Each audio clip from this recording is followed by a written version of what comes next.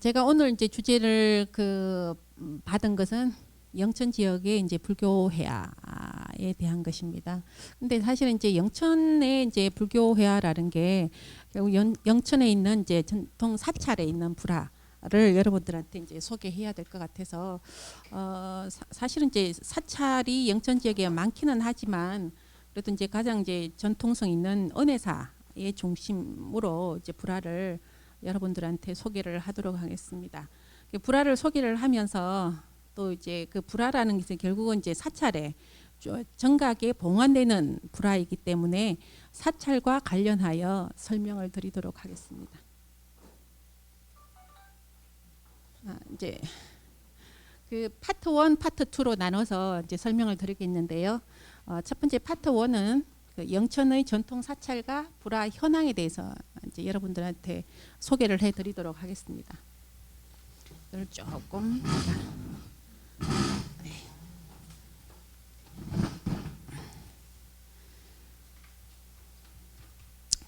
여러분들이 영천 지역에 대부분 사시는 분들이시기 때문에 더 잘 아시리라 생각하지만 어쨌든 이제 영천의 전통 사찰에 대해서 한번 훑고 지나가야 되겠다 싶어서 이제 지도를 한번 보여드립니다. 영천 지역에 있는 사찰들은 이제 그 팔공산이라는 큰 산을 중심으로 이제 팔공산의 동쪽 자락에 위치한 곳이고요. 그래서 이제 팔공산에는 큰 사찰이 두 곳이죠. 교구 본사가 두 곳이잖아요. 동화사하고 은혜사. 그래서 이제 동화사의 동쪽 자락에 있는 이제 사찰들이 아마 이제 영천에 위치하는 그런 이제 사찰이라고 할 수가 있습니다. 그래서 영천에 있는 사찰들은 어느 곳들이 있을까? 물론 잘 아시겠죠. 가장 큰 사찰인 이제 은혜사를 중심으로 산내암자가 구성되어 있고, 그리고 또 이제 조금 지나서 가게 되면 이제 거조암이 있고, 그리고 수도사, 진부람, 부기사 이런 사찰들로 구성되어 있습니다. 그래서 영천의 불화라고 한다면 대부분 이제 요 사찰들에 봉안되어 있는 불화라고 할 수가 있을 것 같습니다. 요거는 제가 이제 자료를 찾다 보니까 이제 운부암을 아마 다녀오고 시를 지었는 것 같습니다. 그래 운부 선합록이라고 이제 변윤 스님께서 지었는 시인데 내용이 괜찮아서 제가 이제 그냥 한번 올려봤습니다. 눈으로만 보시고요. 여기도 이제 보면 이제 보하루가 나오고 선정산매 연못이 나오고 이런 자선 이런 내용들이 나옵니다. 이제 이런 것들이 이제 또 그 선종 사찰에 하고 또 연결이 되겠죠. 자, 그러면 영천에서 가장 큰 사찰 그리고 천년고도라고 할 수가 있겠죠. 이제 은혜사가 있습니다. 은혜사를 들어가면 은혜사에서 쭉 이제 산내에 여러 암자들이 분포를 하고 있는데 이제 가장 가까이에 서운암이 있고 또 쭉 올라가다 보면 백흥암도 있고 운부암 그리고 묘봉암, 중암, 그리고 이제 기기암 이제 이런 그 산내 암자들이 형성되어 있습니다. 그리고 은혜사는 사실은 이제 이 위치가 이전에는 운부암 아래 은혜사가 위치했었다라고 이제 기록으로 이제 그렇게 알려지고 있습니다. 운부암 아래에 이제 제가 지도를 한번 살펴보니까 그 해안평이라는 곳이 아마 여기 이쯤 아니었을까라는 이제 추정이 갑니다. 그래서 해안평에 있었던 그 사찰은 1545년도에 그 해안사라는 사찰이 있었는데 이 사찰이 1545년도에 화재로 전소되게 되죠. 그렇게 이제 전소되면서 이제 여기서 이제 이동해 와서 자리를 잡은 곳이 바로 지금 현재의 은혜사다. 이제 그렇게 알려지고 있습니다.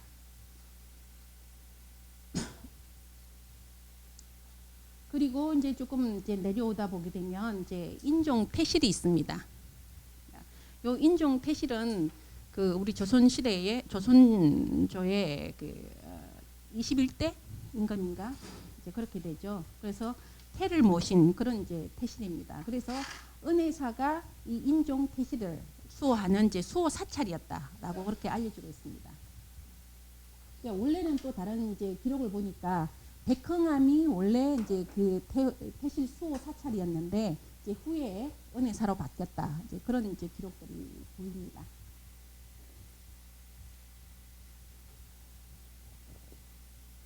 인종대왕 태실입니다. 운부암으로 가다가 이제 올라가다 보면은 이제 그 언덕으로 올라가서 이제 이렇게 인종대왕 태실이라고 그렇게 이제 요 비석에 각이되어 있습니다. 그리고 난간이 둘러져 있고 이 중앙에 이제 태를 묻은 그런 태실이 형성되어 있는 것이죠.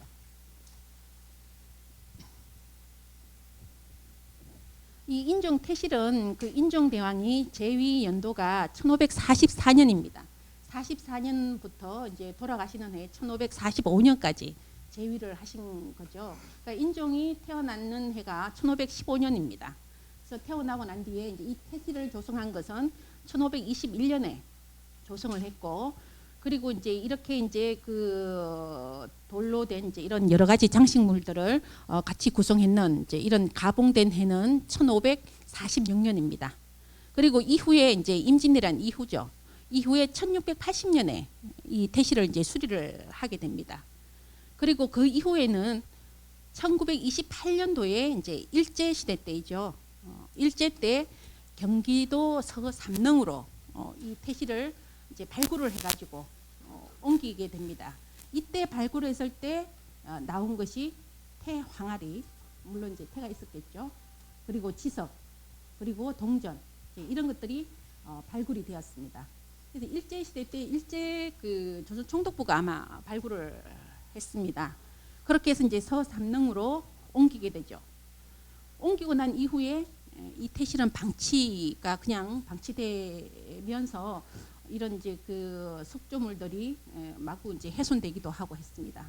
그래서 1999년도에 이제 발굴 조사 후에 보수하고 복원이 되었는 모습이 바로 이제 이 모습입니다. 그래서 현재는 경상북도 유형문화재 제 350호로 지정이 되어 있습니다.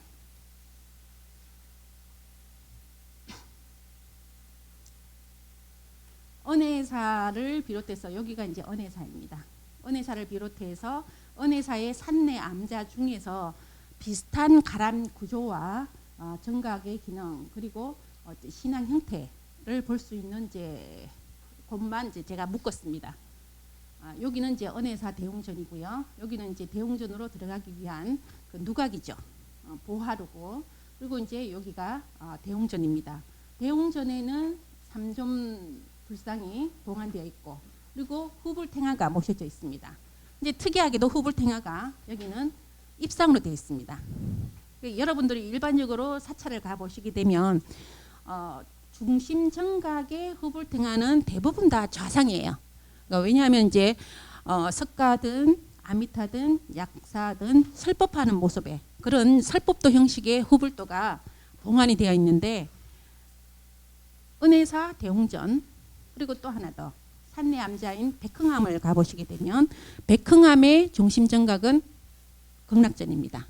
극락전에 봉안되어 있는 후불화도 거의 똑같은 형태의 입상 형태입니다. 입상 형식이고, 내용을 도상의 내용을 보게 되면 중앙에 아미타불, 좌우에 간세음보살, 대세지보살이 삼존을 좌우 협시가를 이루는 삼존불도입니다. 역시 백흥암도 마찬가지입니다. 근데 백흥암은 은혜사 불화와 거의 쌍둥이처럼 똑같은 모습을 갖추고 있습니다. 채색이든 도상의 구성이든 크기든 거의 쌍둥이 같은 불화입니다. 그리고 백흥암의 가랑 구조를 보시게 되면 입구에 보화루라는 2층 누각이 있습니다. 역시 은혜사도 누각의 그 편액이 보화루라고 되어 있습니다. 근데 또 하나의 보화루가 있죠. 어디입니까? 운부암입니다. 운부암에 가시게 되면 역시 2층 누각에 되어 있는 곳에 이제 보화루라고 되어 있습니다. 그래서 이 은혜사와 은혜사 산내 암자의 그 누각과 그 중심 정각의 배치 구조가 굉장히 유사하다라는 것을 알 수가 있습니다. 은혜사도 사실은 이제 대웅전을 중심으로 신금당, 설선당 이렇게 성묘가 좌우에 형성이 되어 있죠. 그리고 대웅전에서 마주 보는 곳에 바로 보화루가 있습니다. 그리고 이제 백흥암도 마찬가지죠. 극락전 좌우에 승료가 있습니다. 승료가 있고 또 이 극락전 맞은편 쪽에 이렇게 보화루라는 누각이 있습니다. 그래서 이제 이러한 이제 그 형식은 중앙에 중정을 두는 그런 그 사동 중정형이라는 이제 건축 쪽에서는 이제 그렇게 얘기하는 조선 시대에 주로 살펴볼 수 있는 우리 사찰의 그 가람 구조의 형식입니다.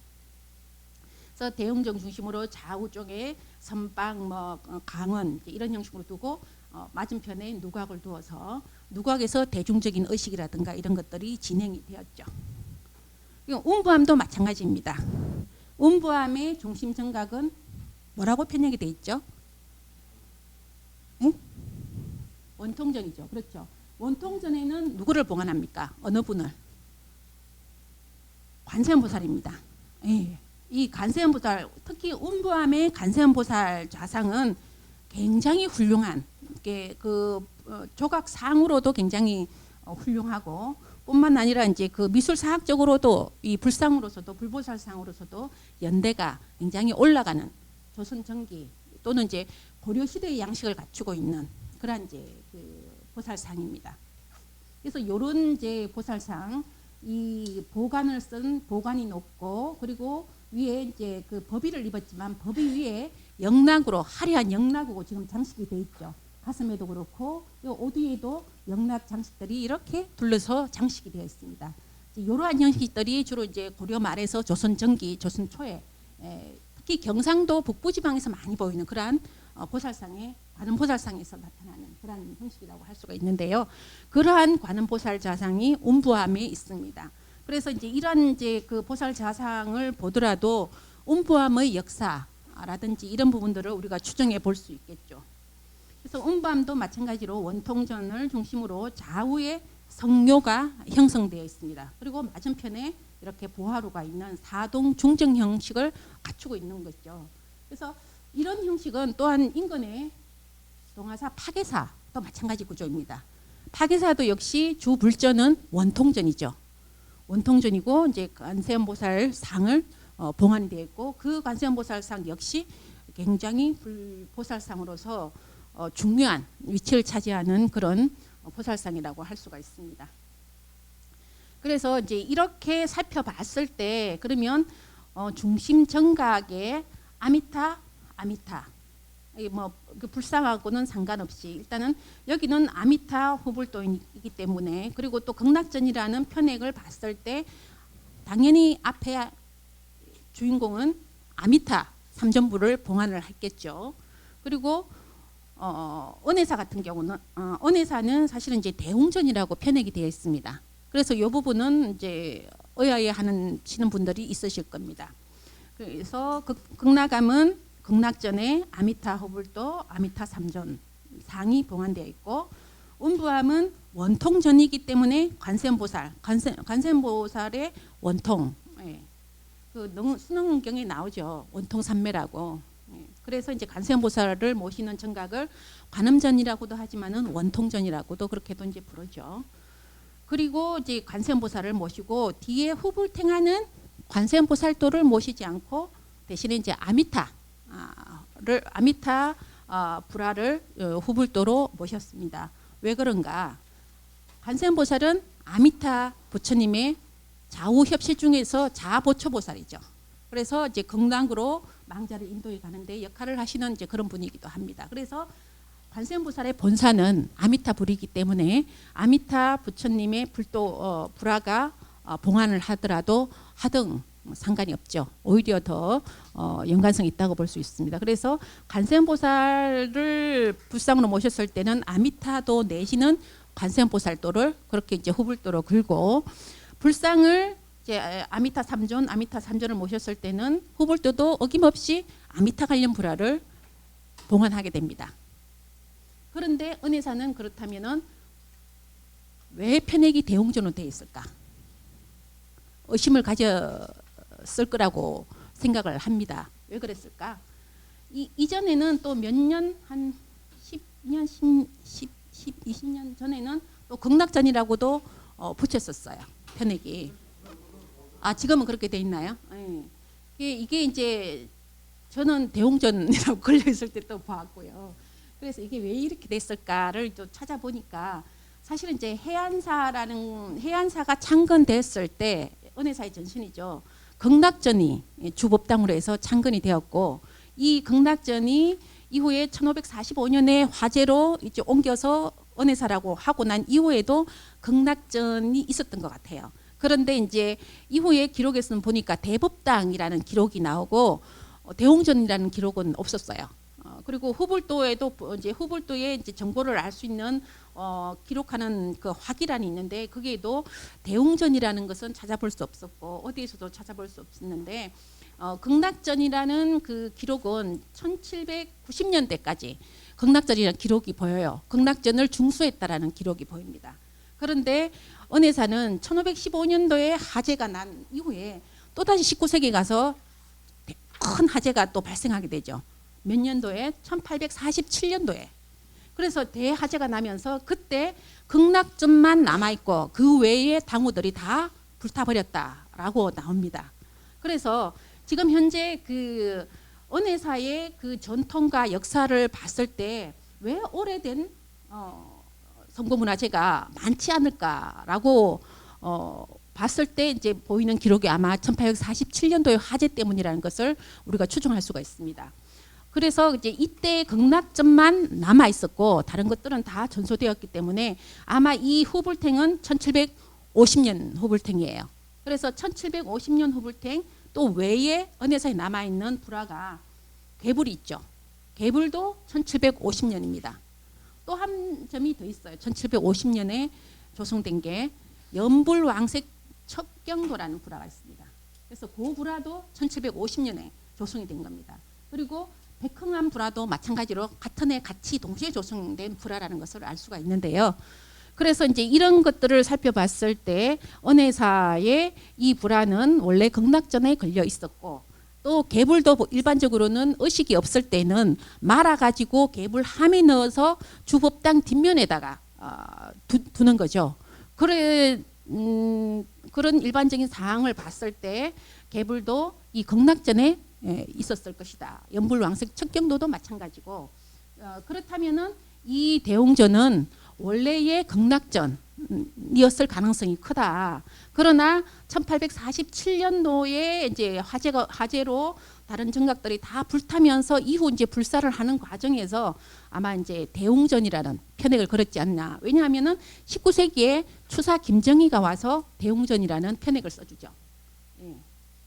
그래서 이제 그때 19세기부터 대웅전이라고 했지 않을까라는 이제 그렇게 추정이 가능합니다. 그러다가 이제 봉안되어 있는 불상이나 후불도를 봤을 때 이게 완전 극락전이어야 하겠구나라는 이제 많은 이제 제의가 들어왔었겠죠. 그러고 난 뒤부터 이제 다시 편액을 극락전으로 그렇게 이제 바꾸어 달았다가 또 이후에 또 대웅전으로 또 바꾸었다가 그러다가 이제 지금 오늘날 다시 극락전으로 바뀌었는 것 같습니다. 이제 그러한 역사적인 전개 사항을 아시면 의문이 좀 풀리시리라고 생각이 듭니다. 그래서 은혜사는 1515년에 원래 운부암 밑에 해안평에 있던 사찰 해안사가 다 타버렸다. 그래서 한번 옮겼고 또 19세기에 들어와서 또 극락전 하나만 중심법당만 남고 다 타버렸다.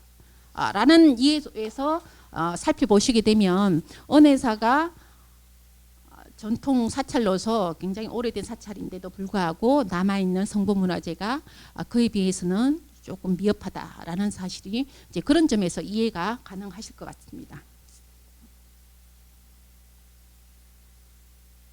자, 그리고 이제 이렇게 해서 그 은혜사의 산내 암자 중에서는 사실은 걸쭉걸쭉한 암자가 백흥암이고 그리고 운부암이고 그 외에도 또 기기암이란 곳이 있고 중암암이 또 될 수가 있을 것 같아요. 기기암도 제가 이제 한번 갔을 때 기기암의 정각이 약간의 누각 형태로 튀어나온 그런 정각이 있더라고요. 그 정각 형태도 아주 특이한 정각이었어요. 이제 그러한 부분들이 또 기기암의 역사나 어떤 그 건축학적인 면에서 특이점을 또 발견해낼 수 있는 그런 면모인 것 같아요. 그리고 이제 그 외에 중암암은 제가 이제 가본 적이 없어서 사실은 이제 살펴볼 수가 없었고요. 그리고 이제 그 산내에서 뭐 다른 이제 사찰에서 가지고 있는 이제 오래된 불화는 다른 곳은 별반 없는 것 같아요. 대부분 다른 암자도 19세기 정도에 조성된 불화이고, 주로 연대가 오래된 불화는 언해사나 산내 암자에서 제일 빠른 것이 18세기 초입니다. 18세기 불화부터 이제 시작해서 19세기까지 이제 그렇게 연결되는 것 같고요. 그리고 이제 인근에 넘어가서 거조암이라는 곳이 있습니다. 사실은 이제 거조암은 언해사 지금은 말사로 돼 있지만은 예전에는 거조사로 따로 독립돼 있는 그런 사찰이었죠. 거조암 이제 지금 영산전이라고 돼 있고요. 이 영산전은 국보 제 14호. 왜냐? 이 건축 자체가 우리나라에서 가장 오래된 목조 건축물이기 때문에 이제 국보로 지정이 되었습니다.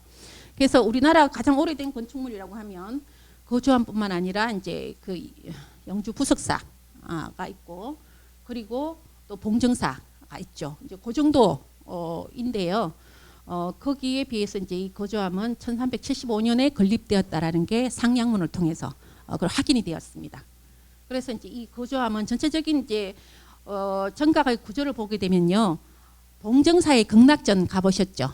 극락전의 창살이 이런 식으로 창살이 되어 있습니다. 그래서 그 극락전은 아주 작은 그런 이제 정각이지만은 전체적인 형태는 비슷하고, 또 지붕이 어떤 형태예요? 맞배 지붕입니다. 이렇게 마주보는 맞배 지붕입니다. 이런 맞배 지붕들이 주로 연대가 올라가는 그런 지붕 형식입니다. 이런 맞배 구조에 또 단청을 하지 않은 모습이 굉장히 고식처럼 보이죠.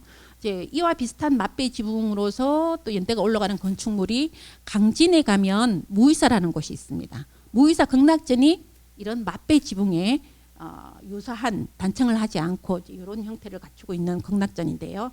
그 극락전도 연대가 조선 전기로 올라갑니다. 1400년대로 올라가는 그런 이제 정각 목조 건축이죠. 그래서 이제 그 정도가 우리나라에서 볼 수 있는 임진왜란 이전의 정각들은 사실은 임난으로 인해서 다 파괴되고 전소되고 해서 없어졌는데, 그나마 남아 있는 정각들을 통해서 전통 양식을 우리가 이제 살펴볼 수가 있을 것 같습니다. 그래서 그런 점에서 거조암은 굉장히 중요한 정각이랄 수 있습니다. 영산전이죠. 그래서 전체 칸수가 하나, 둘, 셋, 넷, 다섯, 여섯, 일곱 칸. 앞면이 7칸이죠. 옆면은 3칸.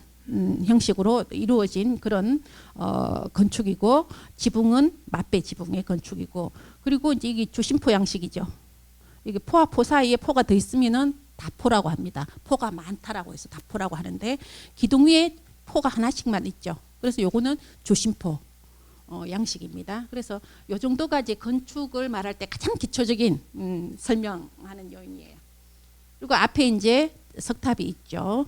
석탑의 양식이 있고, 또 특히 이제 내부로 들어가게 되면은 이제 유명한 이제 난, 500난 상들이 있습니다.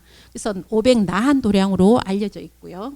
그리고 또 한 중요한 점은 바로 고려시대 때 중엽에 보조국사 진우리, 여기서 정예결사를 시도했던 이제 그런 사찰입니다.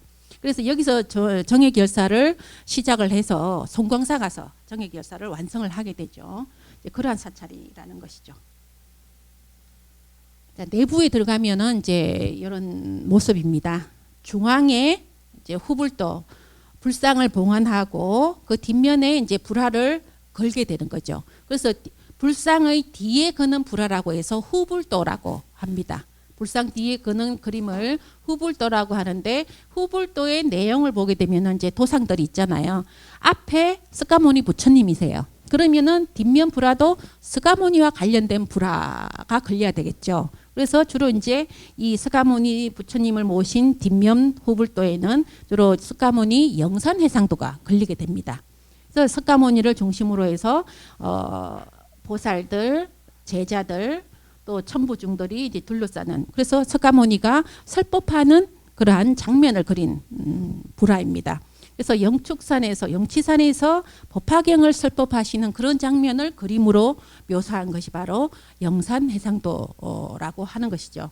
일반적으로 영산해상도라고 얘기도 하고 또는 서가모니 설법도라고도 얘기를 하고 서가모니 후불도라고도 얘기를 합니다. 다 같은 의미입니다. 그리고 이제 이제 내부를 이제 이 중앙의 불단을 중심으로 해서 좌우측에 형성되어 있는 것이 이제 500나한상을 둔 이제 불단들이죠. 불단들이 굉장히 이제 지거재거 또는 이제 미로처럼 형성이 되어 있습니다. 그래서 이제 이 500나한상을 쭉 순차적으로 이제 돌다 보면은 방문객과 눈빛이 딱 마주치는 나한상이 나를 닮았다라고 얘기를 한다고 하던데요. 뭐 저는 사실은 해봤습니다만은 잘 모르겠어요. 어쨌든 이제 그러한 재미도 주는 그러한 이제 그 또 공간인 것 같습니다. 어쨌든 이러한 특이한 형식으로 돼 있는 정각은 우리나라에서 여기가 유일하죠. 그래서 500나한 도량으로 이제 그렇게 알려진 곳이고요. 그리고 또 이제 후불도가 여러분들의 일반적인 후불도 같은 경우는 채색이 된 후불도이죠.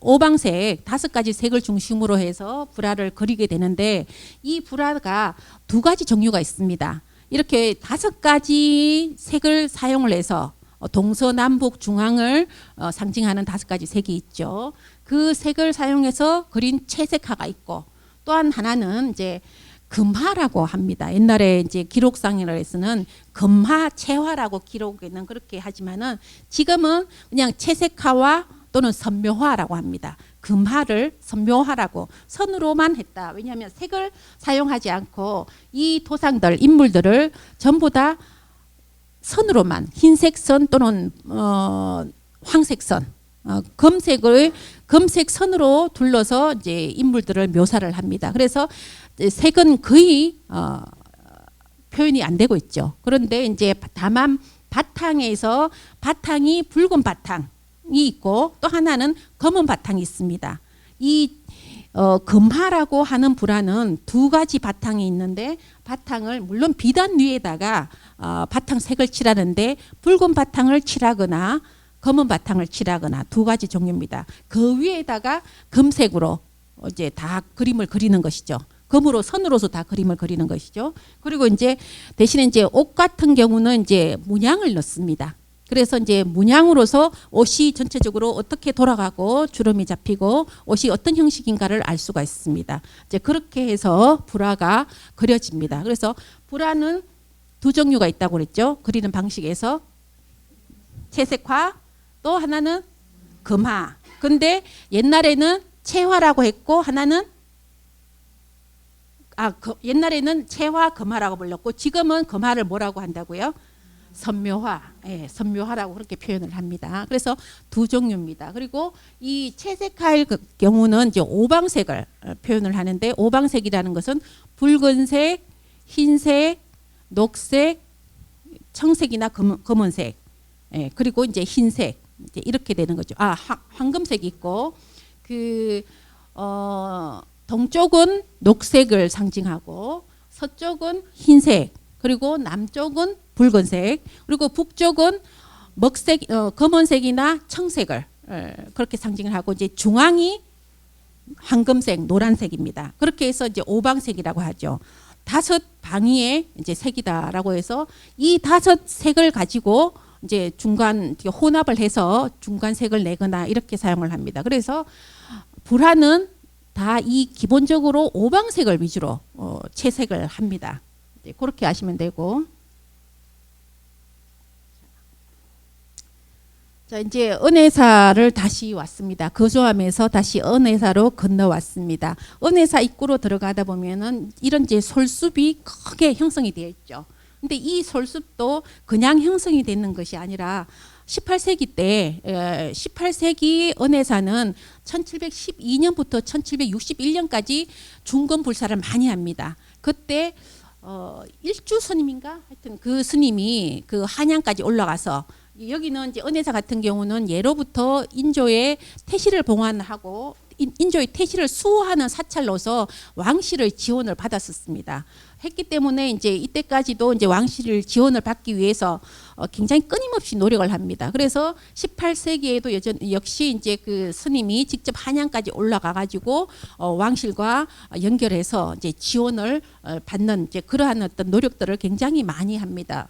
이제 그런 노력도 하에는 사실 조선 후기에는 사찰마다 지방 가나라든가 또는 이제 왕실의 그 납품하는 이제 그런 역을 굉장히 많이 합니다. 부역을. 그런 부역들로 인해서 굉장히 몸살을 앓았었어요. 그래서 이제 그런 부역들이 왕실하고 연결돼서 뭔가를 지원을 받거나 하게 되면은 부역을 감면해 주는 이제 이런 부분들이 있어서 조선 후기에는 왕실의 지원이라든가 왕실과 연결되기 위해서 왕실의 그 삼전하 왕가 왕비 세자전하의 어떤 안녕가 장수를 이제 그 추구하는 그런 원당을 각 사찰에서는 원당을 설치하려고 많이 합니다. 그래서 이제 원당이 설치된 사찰들은 이제 부역들을 감면받게 되는 거죠.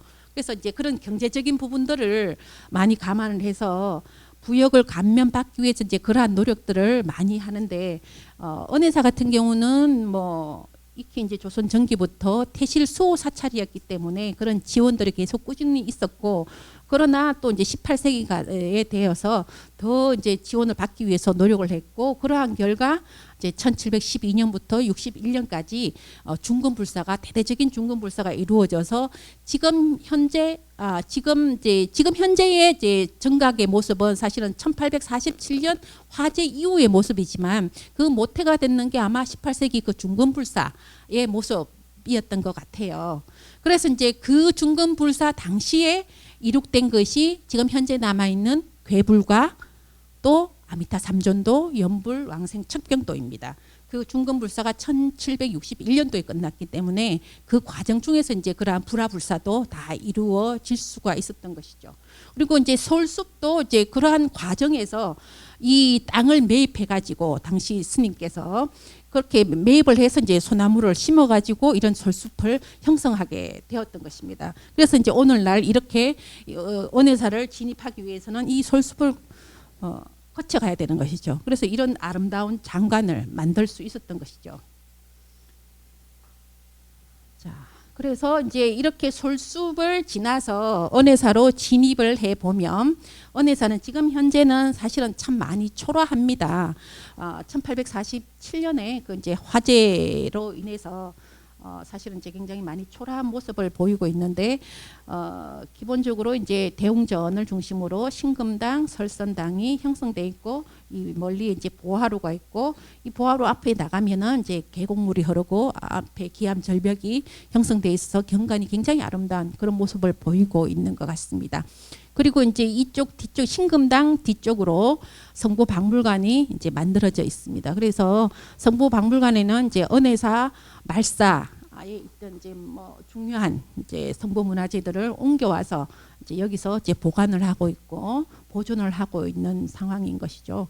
그래서 이제 이러한 형태가 조선 후기 볼 수 있는 사찰의 가람배체에서 흔히 보이는 사동 중정형의 그러한 이제 사찰 형식이다. 라는 것을 알 수가 있는 것 같습니다. 자, 요거 두 개만 하고 잠깐 쉬겠습니다. 그 이러한 이제 그 은혜사를 비롯해서 은혜사의 산내암자 그리고 영천에 분포하는 전통 사찰들을 쭉 살펴봤는데 여기서 빠진 것도 있습니다만은 이제 여기 적었는 사찰들은 주로 이제 불화가 남아 있는 그런 사찰들입니다. 그래서 이제 묘각사, 복림사 이렇게 해서 쭉 18곳을 제가 이제 정리를 해봤고요. 이 중에서 이제 연대가 오래된 곳이 가장 오래된 곳은 수도사의 개불도입니다. 1704년이에요.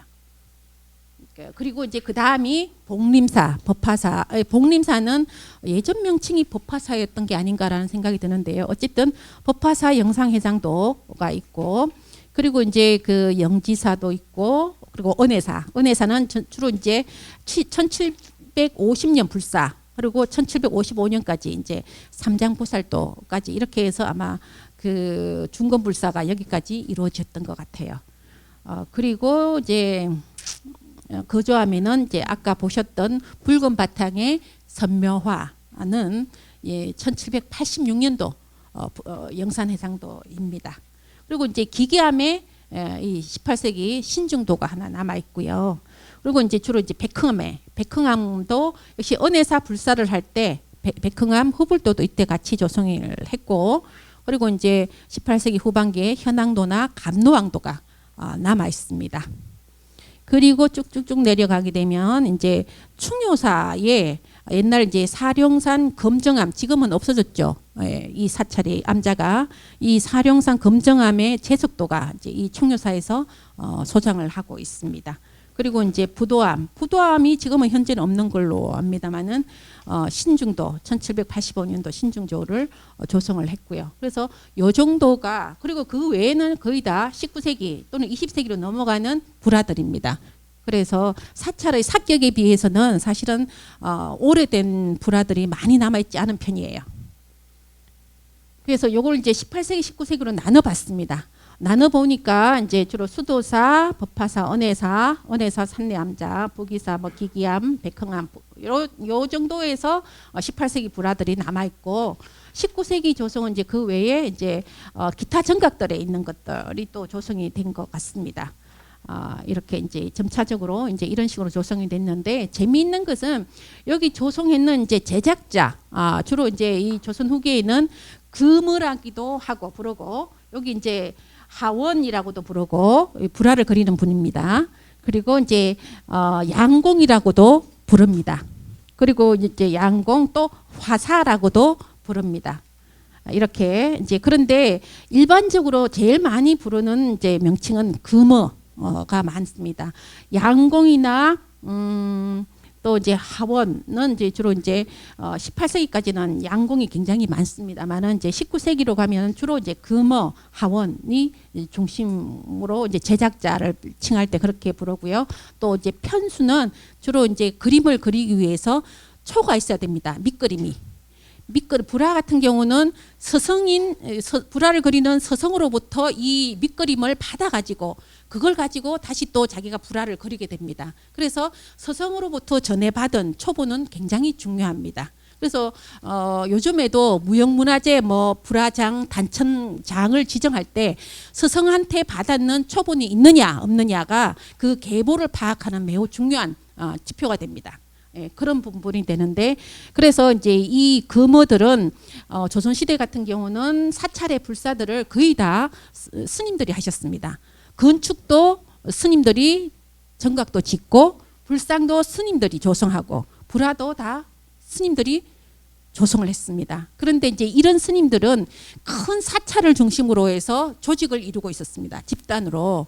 그래서 전라도에 가면 조계산을 중심으로 뭐 성광사라든가 이런 사찰들이 형성돼 있죠. 그래서 조계산파라고 해서 이제 하나의 파를 형성하고 있고, 또 경상도에도 황악산 직지사가 있죠. 그래서 황악산 파가 있고, 또 경상북도 북부 지역으로 가게 되면 18세기에 특히 이제 그 문경에 사불산이 있죠. 대성사, 김용사가 있는 산이 사불산인데, 이 사불산을 중심으로 형성됐던 이런 불화 하성들이 사불산 하파라고도 합니다.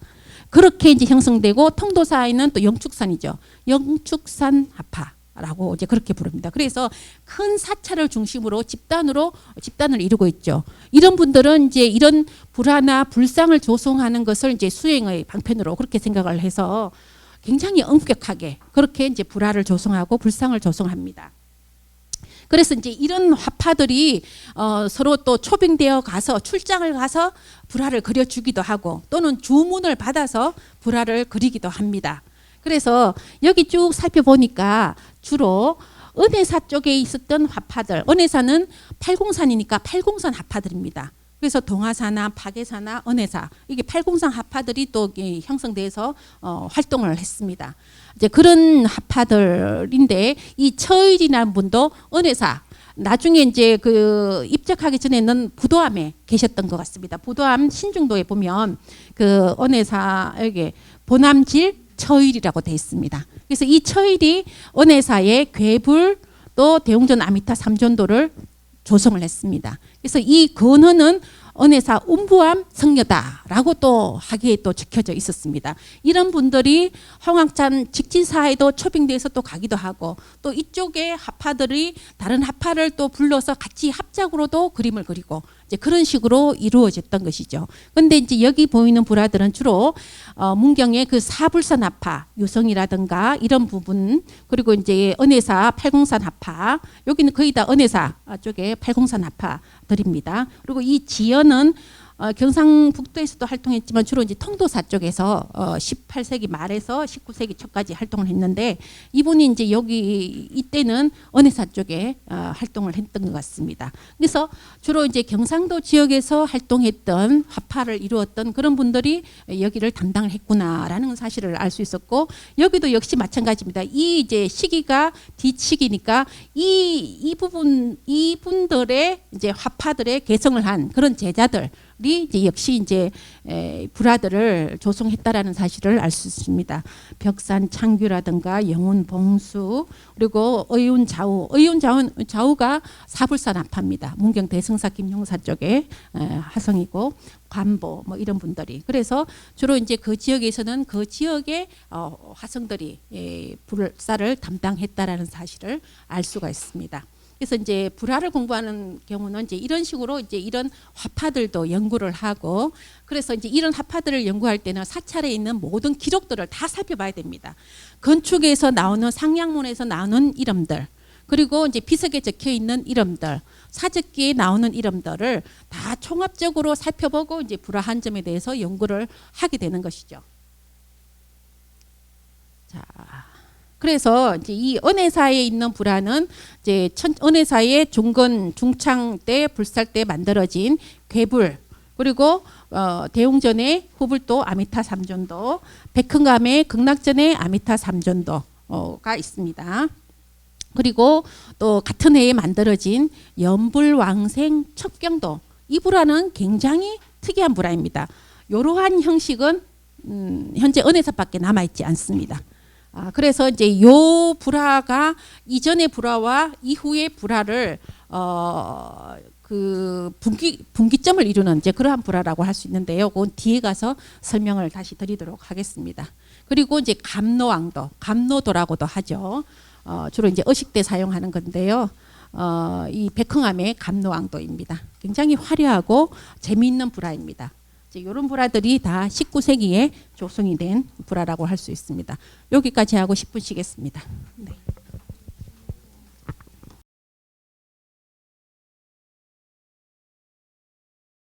불화가 걸리는 사찰도 우리가 알아야지 불화도 또 이해를 할 수 있고, 그래서 사찰의 전반적인 것과 같이 불화를 좀 연결해서 설명을 드려야 되겠다라고 생각을 했는데, 이제 그 부분이 또 어려우실 수 있을 것 같다라는 생각이 듭니다. 어쨌든 뭐 그렇더라도 진행을 하겠습니다. 그러면 이제 다시 시작할까요? 네. 자, 두 번째는 이제 그 은혜사의 불화입니다. 앞서 말씀드렸다시피 은혜사가 정말 그 신라 시대 때 이미 창건된 사찰이고 오랜 천년 이상의 사찰이라는 역사와 전통에 비해서 남아 있는 성보문화재가 너무 협소하다. 이제 그런 부분들은 이미 좀 전에 말씀드렸다시피 그러한 몇 차례의 화재를 통해서 다 전소되고 타버려 가지고 그렇다는 사실을 알 수 있었고요.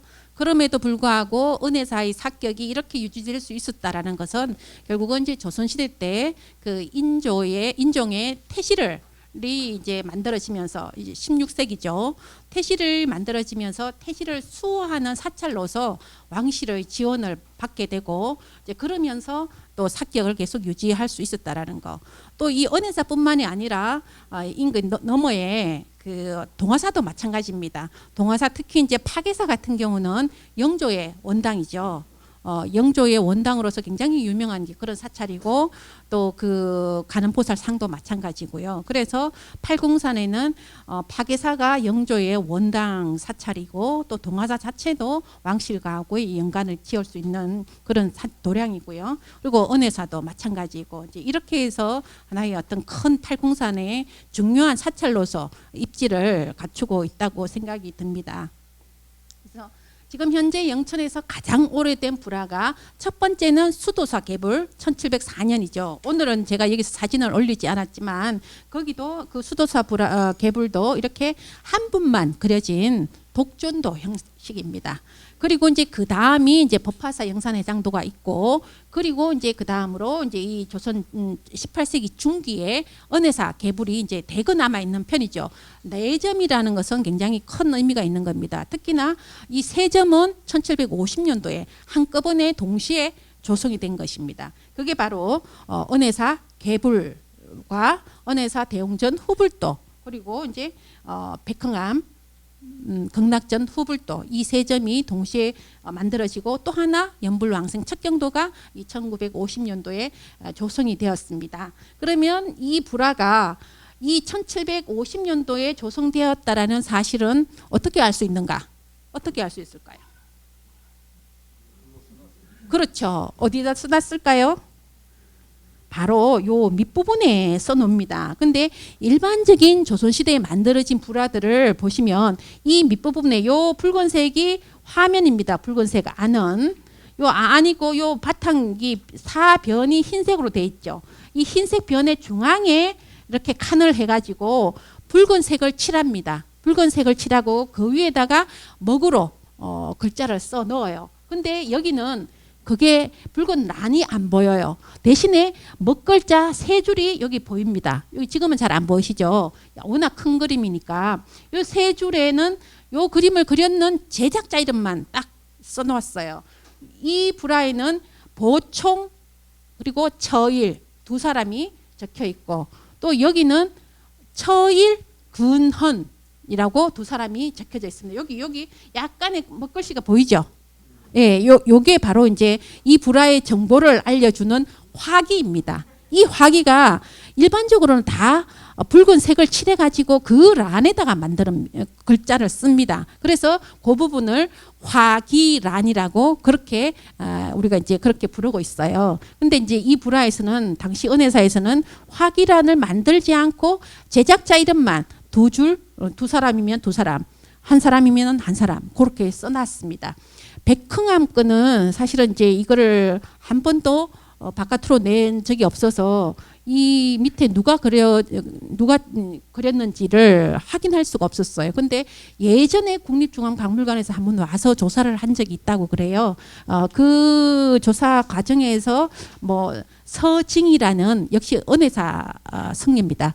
서징이라는 분이 이름이 보이는 것 같다. 아직 뭐 완벽한 건 아니지만 그렇게 해서 이 서징도 당시 이 시기에 같이 활동했던 분입니다. 그래서 이제 그렇게 거기도 이름만 적혀져 있는 것 같아요. 그게 요 시기에 은혜사 불화에 나타나는 특징입니다.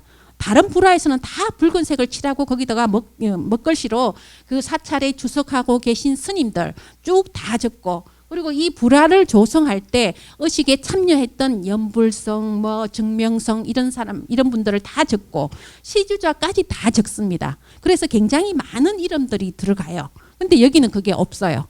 제작자만, 다행스럽고는 제작자만 있다라는 것이죠. 제작자와 아마 이제 그 조성 연대가 아마 있을 것 같아요. 그래서 1750년이라는 사실을 알 수 있다라는 것이고요.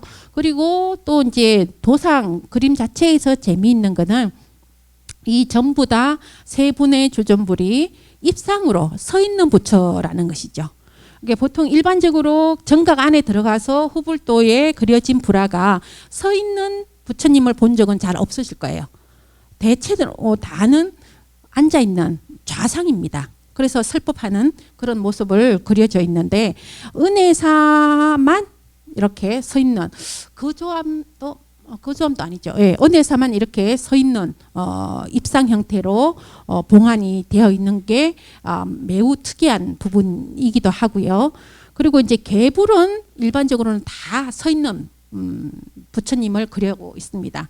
이제 이 개불은 이제 용도가 조금 달라요.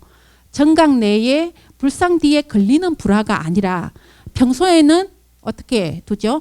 말아가지고 큰 나무 목함 안에다가 두는 거죠. 그래서 이 불단 뒤에 보면은 이 공간이 있잖아요. 그래서 그 공간에다가 이 목함을 놔두는 거죠. 그래서 절집에 이제 의식이 법회가 있을 때 바깥에다가 내어 거는 겁니다. 그 바깥에다가 내어 거는데 어디다 거느냐? 주로 이제 중심 정각, 대웅전이라든가 극락전 앞에 보면은 돌기둥이 있습니다. 여기 나지막한 돌기둥, 구멍이 2개 뚫려 있는 돌기둥, 은혜사도 있을 겁니다. 그래서 그 돌기둥이 2개씩 정면에 좌우에 있는데 거기다가 긴 장대를 세우고 이 불화를 거는 것이죠. 그래서 글괴자 부처불자 써서 괴불이라고 이제 그렇게 합니다. 그래서 이렇게 이거는 이 불화는 굉장히 커요. 높이가 보통 이제 그 2층, 3층 건물 높이 정도가 되는 그런 불화입니다. 그래서 대형 불화인 거죠. 그래서 그 세계적으로도 이렇게 큰 불화가 있는 곳은 우리나라하고 티벳 뿐이에요. 티벳 같은 경우는 그 이제 그 민족 특징이 이제 이동을 해서 유목민들이잖아요. 그래서 이동을 해야 되는 분들이기 때문에 그 말아가지고 이제 갖고 다니다가 어느 한 장소에서 야외에서 그 불화를 이제 큰 언덕 같은 데다가 이렇게 걸쳐놓고 거기서 이제 법회를 보고 하기 때문에 그런 용도로 발전을 했는 거고요. 그 외에는 이렇게 대형 불화는 우리나라밖에 없습니다. 그래서 세계적인 이제 불화로서 이게 이제 그 세계문화유산으로 지정이 되어야 된다. 개불이 이제 그렇게 이제 지금 주장을 하고 있습니다. 그래서 화엄사 개불 같은 경우는 미국의 메트로폴리탄 박물관에도 한번 이제 나가서 전시를 한 적이 있습니다. 그래서 이제 우리 불화의 우수성 그리고 규모 면에서도 굉장히 대형이고 그리고 섬세한 이제 그런 표현법 이런 것들을 알리는 계기가 되었던 것이죠. 그래서 이제 그런 개불은 그런 용도다. 어떤 용도라고요? 야외에서 어식을 할 때, 법회를 할 때 내어 거는 그림이다. 그게 이제 개불이라고 한다. 라고 아시면 될 것 같아요. 그래서 옛날에는 주로 이제 수륙제, 영산제 이런 이제 천도제나 이런 어식 때 이 불화를 바깥에 내어 걸고 그 앞에서 단을 만들고 단을 쌓아서 공약물을 올리고 그렇게 어식을 진행했다. 그렇게 이해하시면 될 것 같습니다. 그리고 이제 지금 현재 보시면은 크기가 같은 것 같지만 이게는 대형 불화입니다. 그래서 이 후불도보다는 훨씬 더 크다고 볼 수가 있고요. 그리고 기본적으로 이런 불화들은 바탕이 직물이에요. 천으로 만들어진 거거든요. 주로 이제 비단 또는 이제 비단이 주로 많이 쓰이는데 바깥에 내어 그는 이 괴불은 너무 크잖아요. 크니까 바깥에서 이제 바람이 조금만 불어도 이게 펄럭이면 찢어집니다. 그래서 좀 이제 질기고 여문 그런 게 필요했겠죠. 그래서 비단보다는 뭘 썼을까요? 대체용으로 삼배, 삼배를 썼습니다. 삼배가 질기잖아요. 질기고 굵기 때문에 삼배를 짜서 이제 삼배천에다가 그 삼배천은 보통 비단도 폭이 얼마 안 되잖아요. 30에서 40cm 정도. 제일 많이 커봐야 60cm 내외 정도 되는 폭이에요. 길이는 엄청나게 길게 할 수 있으나 폭은 그게 털이 한정돼 있기 때문에 폭은 더 크게 할 수가 없는 거죠. 그래서 그런 폭들을 여러 폭을 이어가지고 다 이어서 꿰매가지고 그렇게 여러 폭을 만듭니다. 그래서 보통 이제 이런 개불이나 후불도를 조성할 때 폭은 한 10폭씩 들어가죠. 이게 대형이기 때문에 삼배도 마찬가지고 삼배도 그 틀은 비단 틀하고 똑같습니다. 그래서 이제 그 정도 되는 폭들을 이어가지고 그 위에다가 이제 밑그림을 그리고 밑그림을 그리고 난 이후에 이제 채색을 해서 그렇게 이제 불화를 완성하죠. 완성하는데 주로 이제 그 요즘은 표우라고 하지만은 옛날에는 이제 장황이라고 했습니다. 배접을 하고 틀을 만드는 이제 작업이죠. 그런 틀을 만드는 작업에서 이제 보시면 이런 개불이나 후불도는 위에 이제 나무를 하나 대고 밑에 나무를 하나 대서 상축, 하축이라고 합니다. 그래서 축을 하나씩 대 가지고 거기다가 삼배를 이어서 만든 바탕을 에다가 뒤에다가 종이를 붙입니다. 옛날 한지죠. 닥지를 이제 몇 겹씩 많게는 7겹 또는 이제 5겹 뭐 이렇게 해서 겹겹이 한지를 붙여가지고 이제 이게 찢어지지 않게끔 견고하게 되게끔 그렇게 이제 해서 이 축에다가 연결시키는 것이죠. 그래서 이제 이 축은 두루마리로 말 수가 있으니까 평소에는 이제 말았다가 목함에 넣고 후불탱도 이렇게 말아가지고 이동할 수가 있습니다. 이동이 쉽죠. 이제 그렇게 해서 이 축 형태로 주로 많이 조성이 되었는데요. 이후에 이제 18세기 이제 후반 정도 되면 이 축이 아니라 왁구 형태로 저런 왁구 형태 이런 틀이 하나 생기는 그런 나무 틀을 만들어 가지고 그 뒤에다가 비단을 뒤로 붙여 가지고 그렇게 이제 만드는 액자 형식이 또 나옵니다. 그래서 액자 형식은 이제 조금 시대가 18세기 후반부터 나오고 이전의 불화들은 이렇게 다 축 형태입니다. 그래서 이게 이제 고전적인 형태의 그런 이제 표구 방식인 것이죠. 이런 이제 표구 방식을 하다가 이제 근대로 오게 되면은 이제 액자 형식 이런 형식이 나타나는 것이죠. 그래서 불화를 볼 때 이렇게 축 형태로 됐는가, 나무 털을 댄 그런 이제 나무 털 형식인가, 액자 형식인가에 따라서 이 불화의 이제 시대도 우리가 조금 추정이 가능을 합니다. 그리고 이 이제 제가 또 감정을 하다 보니까 이 이제 감정이라는 게 이게 우리나라 불화인지 또는 이제 진작인지 가짜인지 그리고 시대는 어느 시대인지를 파악을 해야 되는 것이죠. 이제 그럴 때 이런 이제 이 표구 방식 또는 이제 바탕 재질, 삼배냐 비단이냐 그리고 이제 19세기가 오게 되면 바탕 재질도 또 변화가 있습니다. 하나가 더 보태져요. 뭐가 보태지는가 하면은 면이라는 게 새로 나타납니다. 그래서 이제 면이 이제 바탕이 면이 될 때 면은 뭐 이게 폭이 좁지 않죠. 면은 얼마든지 크게 할 수 있으니까 한 폭 큰 거 한 폭에다가 그냥 그림을 그릴 수 있어서 굉장히 이제 불화가 그리기가 좀 더 쉬워지죠. 예, 그런 이제 불편함에서 조금 더 쉬워지는 방향으로 변화되는데 그런 면이 나타나는 것은 19세기다. 그래서 바탕이 면이 되어 있을 때는 아 이거는 19세기 이후의 불화구나라고 이제 판단을 해도 됩니다. 이게 이제 우리 전문가들이 보는 그런 이제 판단 기준인데요.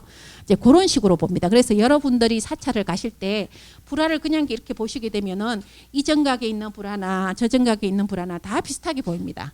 근데 이제 알고 보면 조금 꼼꼼하게 좀 그 분리해서 살펴보려고 하게 되면은 아 불상이 석가모니이니까 뒤에 불화도 그러면 석가모니 팽화인가 불화인가 라고 이제 접근해 볼 수 있고 그렇다면은 아 이 불화가 바탕은 뭘로 돼 있을까 라는 것도 살펴볼 수가 있고 그리고 이 불화의 정보를 알 수 있는 화기란이 밑에 남아 있나 라는 것도 살펴볼 수가 있겠죠. 그리고 이거는 축으로 된 것인가 나무 털 형식으로 된 것인가 또 볼 수가 있겠죠. 이렇게 되면 벌써 전문가 수준입니다. 예, 이런 이제 감정을 하거나 불화를 보는 눈이 있는 분이 되는 것이죠. 이제 그렇게 해서 이제 불화를 보게 되고 이제 그 다음에 이제 더 접근을 하게 되면은 그림 내용을 보시게 되는 거죠. 이제 그림 내용을 보게 되면은 이 그림이 채색은 어떻게 되어 있고 그리고 얼굴은 상어는 어떻게 표현되어 있고 머리는 어떻게 표현되어 있는가 이제 이런 것들을 보게 되고 또 문양은 어떤 문양들이 그려지는가 이 정도로 이제 접근을 하게 되는데 그거는 너무 전문가 부분이기 때문에 생략을 하고 이제 여러분들이 보시려고 하면은 이제 그런 불화들을 한번 비교해 보셔도 됩니다. 그래서 일단은 이 개불은 이 후불도에 비해서 바탕이 굉장히 밝죠. 밝은 거는 이 바탕이 거의 비단 바탕하고 비슷한 색을 거의 사용하지 않았다라고 볼 수 있습니다. 아니면 연하게 황색 정도를 펼쳐 발랐다는 것을 알 수가 있습니다. 근데 이제 여기에는 바탕에 좀 더 진한 색들을 바탕에 칠했다라는 것을 알 수가 있고요. 그리고 이제 본존인 부처님인데 보통 이제 한 손을 이렇게 내리고 한 손은 이제 가슴 앞에다 대었죠. 마찬가지 이제 아미타도 마찬가지예요. 그래서 이제 연꽃을 밟고 있습니다. 그래서 아미타 부처님이 그 극락에서 내려와서 그 의식이 진행되는 그 장소에 내려오신 그런 모습일 수도 있겠다라고 생각할 수도 있고요. 그리고 이제 이 손은 이제 아래로 내어서 이렇게 이제 대중을 향해서 이제 펼칠 수도 있겠고요. 어쨌든 뭐 여러 가지로 또 해석을 할 수도 있는데요. 이제 이 부처님이 서 계신 공간에는 이제 경전에서도 얘기했다시피 위에 꽃비가 내리고 있습니다. 위에서 꽃비가 내리고 있고 또 이 부처님이 계신 그런 공간에 있는 아주 그 다양한 새들 서수라고 얘기를 하죠. 그런 다양한 새들 뭐 극락조라든가 이제 이런 새들이 이렇게 논이는 그런 모습들이 있고요. 위쪽에는 이제 보게가 있고 그리고 부처님이 뒷면에 이제 강배가 있는데 여기는 이제 머리 뒤에 있는 두강 두강만 표현이 되었습니다. 주로 이제 머리 뒤에 있는 두강은 녹색으로 주로 다 칠을 합니다. 그리고 여기 몸 뒤에도 이렇게 강배가 있는 경우도 많습니다. 그럴 때는 몸신자를 써서 신강이라고 이제 그렇게 표현을 합니다. 보통 이제 일반적으로 입상의 형태는 이렇게 길게 돼 있어서 거신강이라고 하고 자상 같은 경우는 이제 둥글게 큰 원형의 신강이 표현되기도 합니다. 이제 여기는 다 마찬가지로 두강만 머리 뒤에 강배 여기 뒤에 신강이 표현되었네요. 본전에 여기는 이제 신강이 표현되고 신강 내부에 화려한 꽃으로 굉장히 화려한 꽃들을 표현을 하고 있습니다. 똑같은 이제 방식입니다. 그리고 이제 여기는 좌우 협시 아미타 부처님을 좌우에서 보필하는 협시들이 한 분은 좌측에는 관세음보살 그리고 우측에는 대세지 보살입니다. 이거는 이제 하나의 방식처럼 정해져 있습니다. 그리고 석가모니는 이쪽에 문수보살, 이쪽에는 보현보살 이제 그렇게 지정되고 약사열에는 일강보살, 월강보살 이제 그렇게 좌우에서 보필하는 그런 이제 보초보살이죠. 그렇게 해서 이제 삼존을 이룹니다. 그래서 관세음보살은 어떻게 알아볼 수 있느냐? 머리에 쓴 보관에 이 본사가 아미타불이잖아요. 그래서 아미타불을 그려놨습니다. 그리고 손에는 정병을 들고 있어요. 항상. 그러니까 이제 관세음보살이 앉아 계실 때는 이 정병에 버들가지를 꽂힌 채로 옆에 이렇게 바위 위에 있는데 입상에서는 이 손에다가 이렇게 끈으로 해가지고 손가락에 끼워서 이렇게 들고 있는 상으로 나타나고 보관에 항상 이제 아미타불이 묘사됩니다. 그래서 요거를 살펴보시면은 관세음보살이구나. 중앙이 아미타인지 석가인지 알 수 없을 때 좌우의 보살들의 이 표식을 보고 알 수가 있습니다. 그래서 대세지는 보관에 정병이 그려집니다. 그리고 손에는 연꽃을 들고 있는데 연꽃에 경책 같은 거 또는 옥인 비슷한 게 이렇게 놓여져 있어요. 그래서 그게 이제 손에 들고 있는 물건이라고 지물이라고 손에 가지고 있다 해서 지물이라고 얘기를 합니다. 그래서 지물들을 다 표식들이 있고 일강월강도 해와 달을 보관에 표현을 하죠. 그래서 일강월강이라고 할 수 있고 문수 보현보살은 연꽃과 여의를 이제 이렇게 손에 들고 있는 그런 식으로 돼 있어서 좌우 보살만 보면은 중앙이 아미타인가 석가인가 약사인가를 알 수가 있겠죠. 이제 입력이 되셨습니까?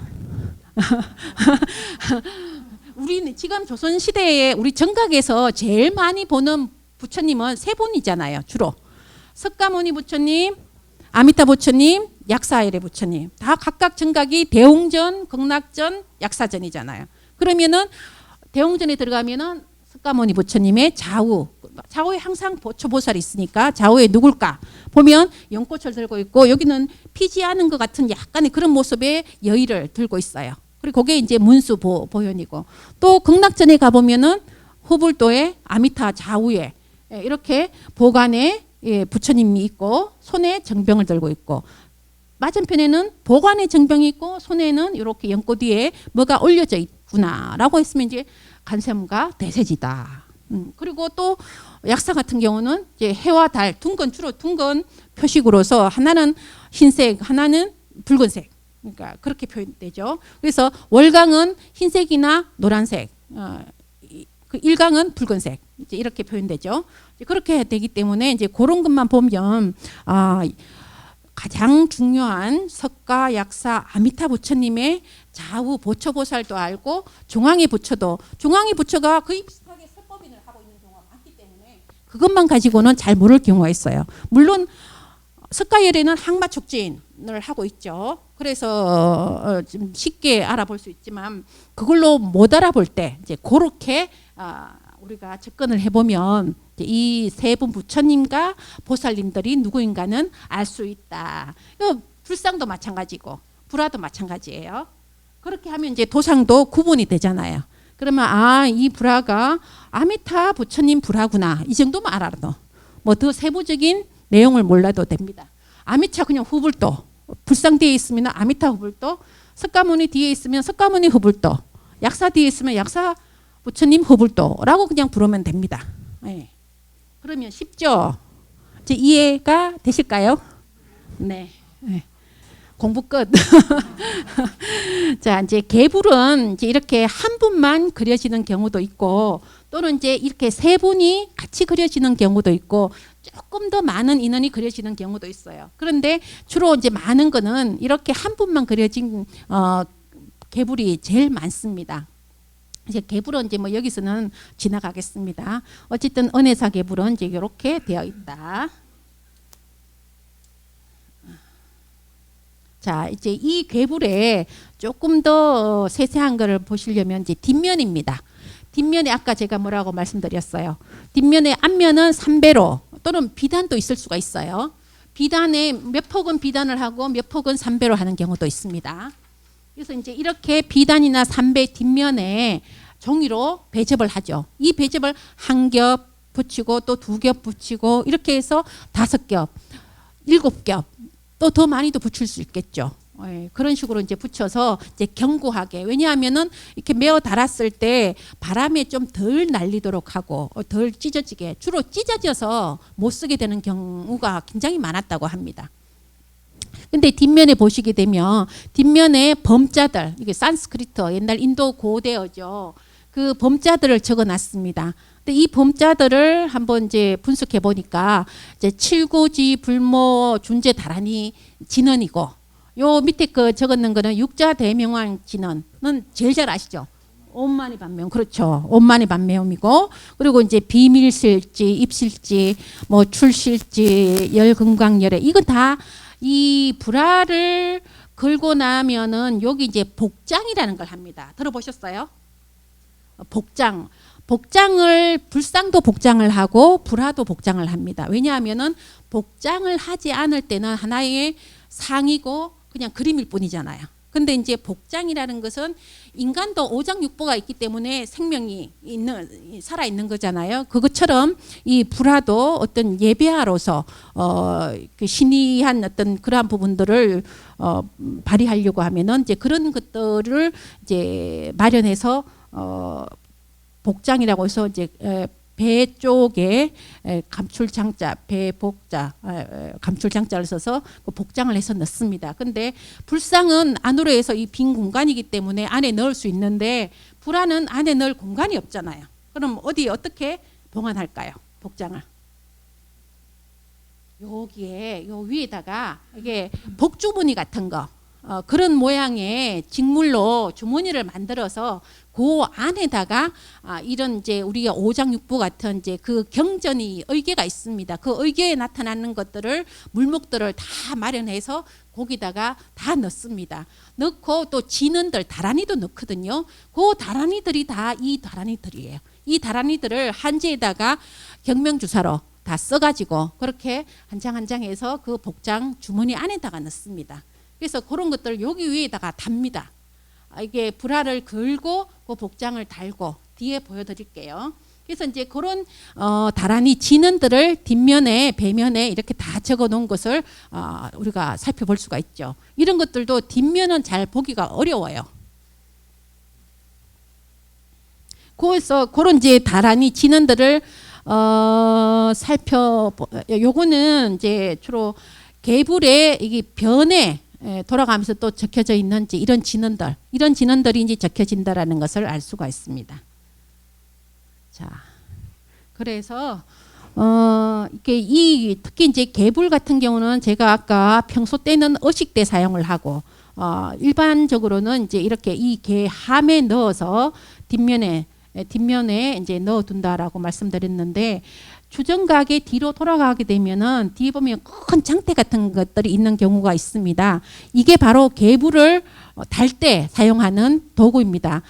대웅전 앞에 보면은 이제 이 석돌이 있죠. 이 석돌이 이제 계부를 다는 이 장대를 이 중간에다가 쭉 세우는 겁니다. 장대가 2개거든요. 이 중간에 쭉 세워가지고 요 이제 구멍이 있어서 이제 끈으로 묶어가지고 달면은 그 달고 이제 도로래를 이제 연결해가지고 계부를 위에서부터 쭉 펼칩니다. 그러면 이제 이 대웅전 앞에 위에서부터 쫙 펼쳐서 대웅전 정각이 안 보이죠. 그래서 그 앞에다가 단을 마련해서 이제 단을 쌓고 거기에 공약물을 올리고 그 앞에서 이제 법회가 이루어져서 그 앞에서 이제 그 성무도 하고 뭐 이런 이제 종합 예술 행위가 벌어지는 겁니다. 야단 법석이 일어나는 거죠. 야단 법석이랄 때 들야자 바깥에다가 단을 쌓아서 법의 자리를 마련한다라고 해서 야단 법석이라고 합니다. 사실은 불교용에서 나왔는데 그러니까 여러 사람들이 많이 모이다 보니까 얼마나 시끄럽겠어요. 그래서 나중에 야단 법석은 막 시끄러운 어떤 그런 의미로 변화되는 것이죠. 이렇게 불교적인 용어에서 변천된 그런 용어들도 많습니다. 자, 이제 이거는 후불탱의 대웅전 후불탱에서 나온 복장입니다. 복장낭. 주머니라고 해서 주머니 낭자 써서 복장낭이라고 부릅니다. 이 복장이 이제 복주머니처럼 생겼죠. 비단으로 만든 이런 이제 주머니에 요 연꽃 형태로 뚜껑이 있는 겁니다. 그래서 이걸 연결해서 여기 안에 이제 물목돌이 들어갑니다. 여러 다양한 것들. 그리고 아까 그 다란이들도 적어서 여기 안에 다 넣고 여기 안에의 핵심은 후령통이라는 게 있어요. 이게 이제 우리가 심장이나 같은 것인데 후령통을 안에 넣고 그리고 난 뒤에 이제 이 불화를 조성했던 이제 내력을 적은 조성 기문이 같이 접어서 이 안에 같이 넣습니다. 그래서 여기 안에 이 불화에 대한 모든 정보가 들었고 이 생명력을 발휘하는 생명이 바로 여기 안에 들어있다. 그래서 불화를 다 그려서 걸고는 복장의식, 점안의식을 하죠. 그럴 때 이제 이 복장을 걸고 의식을 진행을 하는 겁니다. 그래서 이런 복장들이 불화에는 다 있었습니다. 근데 지금 세월이 지나면서 복장이 비단으로 만들어졌으니까 삭아서 없어지거나 잃어버리거나 이렇게 해서 남아있는 곳은 정말 손에 꼽을 정도입니다. 그래도 원해사 같은 경우는 후불탱의 복장이 남아있는 경우죠. 아마 여기서도 이제 기문이 발견이 되었죠. 그래서 여기 이 불화의 상단에 이 부분에 복장이 걸려 있었습니다. 그래서 복장낭이 하나일 수도 있고 양쪽에 2개를 걸 수도 있고 그렇게 됩니다. 그리고 이제 불상 같은 경우는 이제 이 배 안쪽에 밑으로 앉아 있는 밑으로 이렇게 들어가면은 안이 비어 있어요. 그래서 거기 안에 이런 후령통과 이제 복장에 들어가는 모든 이제 물목들을 넣고 또 이제 다란이 진원도 넣고 그리고 이제 그 외에 뭐 입던 옷도 넣고 이제 주로 이제 왕실에서 만약에 발언을 하고 후원을 했으면은 왕실의 빈들의 뭐 저고리도 나오고 합니다. 그런 것도 나오고 또 스님들이 보시던 경전들도 복장에서 나오죠. 그런 것들이 대거 쏟아져 나오기도 합니다. 그래서 불상은 배 안에다가 넣지만은 불화는 이렇게 축으로 된 윗부분에다가 걸어서 같이 불화 위에다가 걸어둔다. 이게 이제 복장이고 이것이 있어야지만이 이제 이 위신력, 이 불보살들의 위신력이 이제 발휘가 된다라는 그런 의미입니다. 그래서 그런 것들도 의식을 통해서 다 이제 진행을 하고 걸고 그렇게 되는 것이죠. 요것도 백흥암 아미타 삼전도 뭐 은혜사 거랑 거의 뭐 쌍둥이처럼 닮아 있죠. 거의 다 똑같아요. 예. 똑같은 모습을 볼 수가 있습니다. 아직 백흥암 아미타 삼전도는 제대로 조사가 안 됐어요. 화기도 좀 제대로 보고 조사할 필요가 있는데 사실은 거기는 이제 선방이라서 들어가기가 좀 힘들고 일반인들 출입이 잘 안 되니까 어렵죠. 그러니까 그런데 이제 이렇게 일반적으로 정각의 후불도는 대체로 다 좌상이라고 얘기를 했어요. 근데 은혜사나 백흥암은 마치 개불처럼 입상으로 되어 있죠. 근데 이런 것들이 그냥 나왔는 게 아니에요. 이전에 이러한 모습들이 있었기 때문에 그거를 모방해서 이제 그리게 되는 것이죠. 그래서 이런 도상들이 어디 있느냐? 바로 이제 아미타불과 관련된 경전들에서 경전의 책이 있잖아요. 그 책에 만약에 법화경이든 화엄경이든 그런 경전의 표지를 들치면 그 표지 안쪽에 제일 첫 부분에 나타나는 게 그림이에요. 그 그림을 변상도라고 하죠. 그 병전의 내용을 압축해서 한 장면으로 그림으로 그려놓은 것입니다. 그래서 이제 함경에 있는 그림이면은 함경 변상도라고 하고, 또는 이제 법화경에 있는 책에 있는 그림이면은 법화경 변상도라고 합니다. 그래서 요거는 이제 아미타경 요회라는 이제 주석서인데, 이 아미타경 요회의 첫머리에 있는 그림이에요. 그래서 아미타경 요회 변상도라고 하죠. 이게 다 아미타 관련 경전 아닙니까? 그러니까 이 경전에 이제 이런 그림이 그려졌어요. 물론 이제 이거는 1853년도에 간행된 거지만은 이미 이전에 간행된 책들이 있었죠. 그래서 그러기에 나왔던 이런 판본들에서 그림의 도상들을 가져와 가지고 불화를 그렸던 것입니다. 그래서 책이 먼저 전개되고, 책이 먼저 이제 전달이 되어서 유입되고, 그 책을 보고 그 책에 있는 내용 그림들도 보고 그걸 가지고 이제 불화로 그렸던 것이죠. 그러면 이제 이게 우리나라에서만 있었겠어요? 중국에서 건너온 그런 책들을 수입해서 보다가 그 책들 안에 있는 판본들을 보고 또 불화로 만들어서 그렇게 이제 걸고 이렇게 되는 것이죠. 그래서 문화라는 것은 항상 이제 우리가 단독적인 게 없죠. 서로 이제 국가와 국가 간에 계속 영향을 주고 받으면서 우리화해서 변화해 가는 것이죠. 자, 그리고 이 중요한 불화, 이런 도상은 은혜사밖에 없습니다. 현재 왜 중요하고 또 특이하냐? 어떤 점에서 지금 이제 이쪽에 있는 거는 마치 구품도라는 거 아셔요?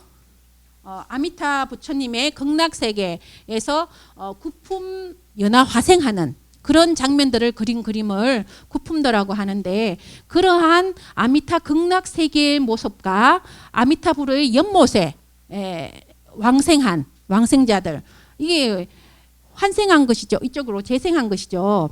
이 연못에 왕생한 이 자들이 연꽃 위에 다시 태어났잖아요. 그죠? 그래서 이제 이 왕생자들이라고 하는데, 아미타 세계의 극락 세계와 연화대가 있고 거기에 왕생자들이 그려지는 거.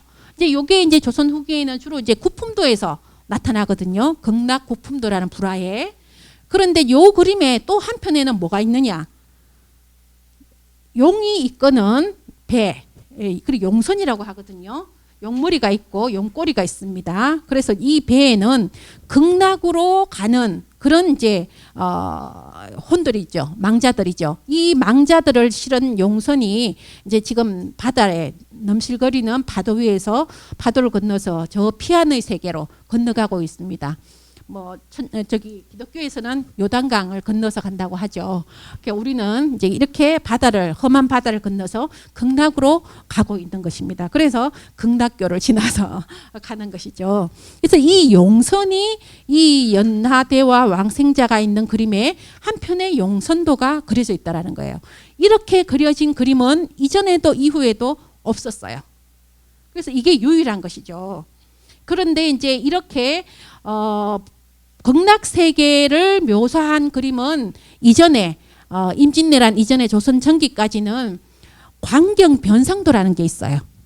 그게 이제 아미타경과 관련된 이제 경전하고 관련된 이제 그런 불화들이 있는데, 광경 변상도라는 불화에 이런 그림들이 그려졌어요. 그렇지만은 그거는 광경 변상, 간무량 수경 뭐 이렇게 이런 이제 경전의 변상도인데, 여기다가 용선이 같이 첨가하는 이런 식의 불화는 이제 이 불화가 유일하고, 이후에는 또 이런 불화가 없어요. 이후부터는 어떻게 나눠집니다. 나눠져요. 어떻게 나눠지냐? 요거는 극락 구품도라는 형식으로 불화가 그려지고, 요거는 통도사 극락전에 보면 벽화에 그려져 있죠. 반야 용선도 또는 용선 접인도라고도 이제 이름을 부르는데요. 뭐 어떻게 부르든 상관이 없습니다. 어쨌든 이 반야 용선도가 19세기 이후에 이제 그려지는데, 아마도 이제 요게 1750년이니까 여기서부터 이제 이렇게 나눠지는 게 아닐까라고 이제 추정을 하는데, 어쨌든 이렇게 통합된 불화는 은혜사께 유일하다라고 볼 수가 있고, 그게 1750년에 개불과 또 대웅전 호불도와 백항암 호불도와 함께 그려졌다. 근데 여기서 공통된 점이 있죠. 뭐예요? 이것도 아미타 불화예요. 그리고 호불도도 아미타 불화예요. 그리고 개불은 뭐 아미타 불화라는 그런 어떤 뭐 그는 없지만 아미타 불화가 아닐까 그렇게 보는데, 다 아미타 불화가 1750년에 그려졌다라는 거. 그렇다면은 이제 그 불화가 극락전에 이제 모셔졌을 것이다. 그래서 당시 그 18세기에 그 중기의 은혜사의 신앙적인 형태가 아미타 신앙이 굉장히 강력하게 그렇게 이제 진행이 되었겠다라고 이제 추정을 할 수가 있겠죠. 근데 여기뿐만이 아니라 팔공산의 또 인근에 동화사, 이거는 지나가고요. 동화사에 가시면은 또 아미타 도량이 있죠. 지금의 대웅전이 있는 구역 말고 원래의 구역인 그 선원이 있는 구역, 그 구역이 아미타 도량이잖아요. 왜? 극락전이죠. 또 수마제전, 두 개 다 아미타불을 모시는 정각입니다. 그러니까 그 구역은 다 아미타 도량이라고 할 수 있죠. 그러니까 이 그 조선시대 때 그 조선 특히 후기에 팔공산 지역은 아미타 신앙 형태가 굉장히 강력하게 유행을 했다라는 거를 알 수가 있습니다. 그리고 사찰별로 이렇게 아미타 신앙 형태 또 아미타 수행을 많이 했겠구나라는 것을 알 수가 있죠. 이제 요거는 그 목판입니다. 나무를 조각했는 것인데요. 이제 이름을 권수정업 왕생 첩경도. 첩경도라는 것은 앞에서도 우리가 들었죠. 연불왕생 첩경도 은혜사에. 첩경이라는 것은 빨리 가는 지름길이다. 어디 왕생할 수 있는 정업을 닦아서 극락왕생에 가는 어떤 지름길이다. 그게 이제 묘사한 것이 이제 아미타 극락의 세계와 연하대의 왕생자를 이렇게 한 폭에다가 이렇게 조각을 해놨습니다. 그래서 이거를 목판으로 만든 것은 많이 찍어낼 수가 있습니다. 인쇄가 여러 장을 인쇄를 해서 많은 사람들한테 나눠줄 수 있다라는 것이죠. 그렇게 봤을 때 이거는 이제 어떤 법회라든가 의식을 했을 때 많은 사람이 모였을 때 이거를 찍어가지고 오신 분들한테 나눠주는, 그래서 이제 극락왕생을 기원하는 자기의 어떤 그런 부분으로서 이제 소지하고 있고 이제 그런 용도로 만들지 않았나 그렇게 생각이 됩니다. 그리고 이제 아미타 요해경은 보셨고, 앞서서 이제 연불왕생 첩경도 아까 은혜사 거 거기 이제 이쪽에 왼편에 있던 그림이 이런 형식으로 이제 독립적으로 변화해 갑니다. 그래서 그게 이제 은혜사 이후에 이제 이런 불화들이 나옵니다. 그리고 한 면에 있었던 것은 이제 용선 접인도로 반야 용선도로 또 따로 떨어져 나가죠. 이제 그래서 그 은혜사 왕생 첩경도가 매우 중요한 불화다. 그리고 유일하게 그거 한 점밖에 없다. 그래서 이제 이런 이제 그 내용들은 주로 이제 아미타 무량수경이라든가 아미타 삼부경에서 이제 얘기하고 있는 부분들이에요. 그래서 이제 연하대의 왕생자들의 묘사들 이렇게 이제 묘사가 되고 있죠. 이제 이쪽 한편에 있던 거는 이제 용선 접인도는 이제 이렇게 해서 어떻게 나타나냐. 19세기 이렇게 반야 용선도로 따로 분리돼서 독립된 탱화로 불화로 그려지고 모셔지고 또는 이제 극락전 벽화로도 많이 그려지는 그런 이제 주제죠. 반야용순도가 통도사 극락전 벽화입니다. 그리고 요거는 이제 그 단양 용추사 그에서 발간된 간행된 책자의 변상도입니다. 여기도 이제 용선을 타고 극락 세계에 망자들을 이끌고 가는 그런 모습으로서 이거는 시기가 좀 17세기 정도 되는 그런 이제 변상도입니다. 그래서 이런 형식으로 변화해 가는 데 있어서 은혜사 왕생 첩경도가 연불 왕생 첩경도가 굉장히 중요한 불화고 유일한 불화다. 그래서 이제 정각의 대웅전 같은 데 보면 한편에 이제 이런 도구를 보신 적 있을 거예요. 우문사 가면은 이제 이렇게 합창동자다 이렇게 부르기도 하시던데, 이제 여기에는 이제 앞에 용머리가 있고 용꼬리가 있습니다. 마치 전체적으로 보면 용손처럼 생겼죠. 그래서 이제 여기는 이제 풍탁들이 다 걸려져 있어요. 원래는 이제 풍탁들이 다 있었는데 이제 다 뭐 없어졌고 훼손돼서 지금 남아 있는 게 몇 개 없는데, 이제 여기에 동자 하나 이제 이렇게 걸려져 있는데, 이 풍탁이 이게 걸려져 있는 이 천장은 주로 이제 대웅전이나 주정각에 들어가게 되면 측면이에요. 왼쪽이든 오른쪽이든 측면에 이렇게 걸려져 있어요. 그래서 그 측면 공간이 아마 그 정각에서 중단이나 하단, 의식이 진행되는 그런 공간이었을 거고, 그래서 의식을 진행할 때 이제 이 끈이 길게 돼서 앉아서 의식승이 하면서 이제 이 풍탁을 올리는 그런 어떤 도구로 사용했지 않을까, 이제 그렇게 추정이 하는 겁니다. 풍탁은 소리가 나는 것이기 때문에 의식을 할 때 주로 금강령, 종 같은 것들을 많이 사용을 하거든요. 그래서 지금은 이제 이게 기능이, 의식이 거의 없어지니까 이 기능이 없어졌어요. 용도도 없어졌고 그냥 하나의 장신구처럼 달려 있어서 후세 사람들이 알 수가 없습니다. 네, 그런 거죠. 자, 그리고 이제 그 은혜사, 이거는 백흥암에 남아 있는 감노왕도입니다. 아주 재미있는 불화죠. 불화 중에서 가장 이야기가 풍성한 그런 내용들을 담고 있는 거예요. 감노왕도 또는 감노도라고도 얘기를 하죠. 감노를 베풀어서 중앙에 이게 아귀예요.